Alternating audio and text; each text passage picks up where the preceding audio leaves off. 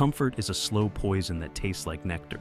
You are biologically wired to seek it, to conserve energy, and to avoid pain at all costs. But there is a paradox written into the very fabric of human existence. The more comfort you consume, the weaker you become.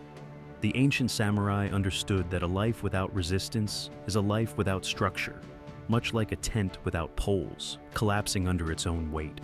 To the warrior class of feudal Japan, the pursuit of ease was not a goal. It was a warning sign of spiritual decay. They knew that weak men run toward the path of least resistance, while strong men turn around and run directly into the storm. Chapter 1. The Frictionless Life. Let us observe the life of a modern man named Caleb. Caleb lived what society calls a good life. He worked a job that demanded little of his true potential, lived in a climate-controlled apartment, and had every meal delivered to his door with a tap of his finger. His life was entirely frictionless. If he felt a moment of boredom, he had a screen to entertain him. If he felt a pang of hunger, he had instant gratification.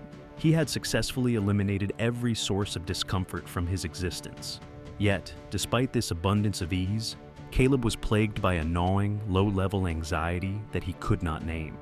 Caleb was brittle.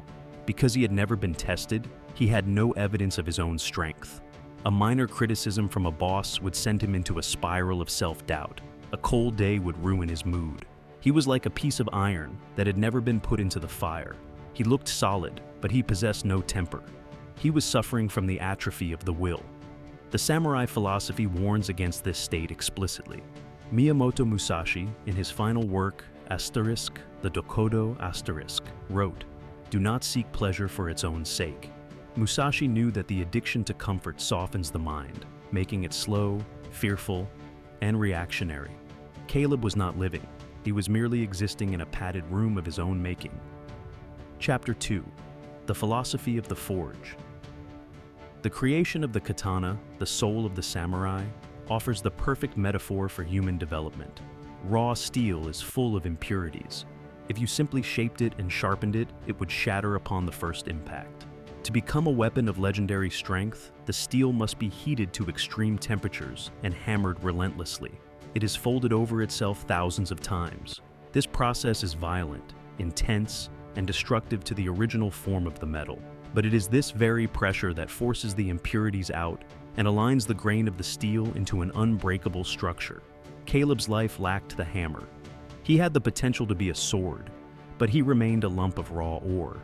He realized this truth late one night after a humiliating failure. He had backed down from a confrontation he knew he should have handled, simply because he was afraid of the discomfort of conflict. Looking in the mirror, he saw a man who had been preserved in comfort like a museum exhibit, untouched and useless. He realized that if he wanted to respect himself, he had to introduce heat and pressure into his ecosystem. He had to voluntarily walk into the fire. Chapter 3. Seeking the Resistance. Caleb began to practice a concept known in Zen as Shugyo or austere training. This is not training for the sake of vanity or appearance, but training for the sake of the spirit. He stripped away the layers of convenience he had wrapped himself in. He began waking up 2 hours earlier, forcing himself to confront the cold, dark morning while the rest of the world slept. He stopped ordering food and began cooking simple meals, engaging in the process rather than demanding the result. He started physical training, not to look good on a beach, but to teach his mind that it could endure pain and keep moving. The first few weeks were a shock to his system. His body rebelled, screaming for the old comforts. His mind tried to rationalize quitting, telling him that this suffering was unnecessary and pointless. This is the voice of the weak man that lives inside all of us. But Caleb applied the samurai principle of gamma and asterisk, or enduring the seemingly unbearable with patience and dignity. He learned that the pain of discipline was far less damaging than the pain of regret. He stopped viewing pressure as a threat and started viewing it as a tool. Every moment of struggle was a strike of the hammer, folding his character into something denser and sharper. Chapter 4. The Calloused Mind. Over time, a transformation occurred that had nothing to do with his external circumstances. Caleb became calm. The anxiety that had plagued him in his comfortable life evaporated. He realized that his fear had stemmed from a lack of self-trust. He hadn't known if he could handle difficulty because he never had. Now that he faced difficulty voluntarily every day, the involuntary difficulties of life, traffic, rude people, financial stress, lost their power over him. He had calloused his mind just as a swordsman calluses his hands. He understood why the samurai would meditate under waterfalls in freezing winter or practice tea ceremonies for hours on paralyzed legs.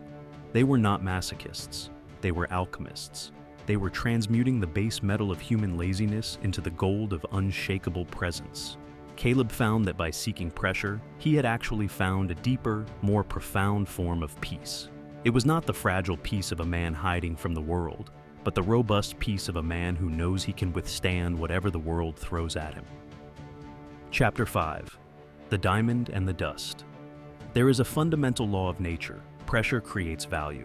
Carbon under no pressure is merely coal or graphite, soft, brittle, and common. Carbon under immense, crushing pressure becomes a diamond, the hardest substance known to man, clear and unbreakable. Weak men seek to remain as coal, avoiding the weight of the world, and in doing so, they crumble at the slightest touch. Strong men understand that the weight is necessary. You must look at your life and identify where you are too comfortable. Where are you choosing the easy path and paying for it with your soul? You must invite the pressure in. You must set standards for yourself that are higher than what society expects of you. Do the hard thing not because it is profitable, but because it is hard. The sword is not tested in the scabbard, it is tested in the strike. Do not pray for an easy life. Pray for the strength to endure a difficult one, for it is only in the crucible of pressure that you will discover who you truly are.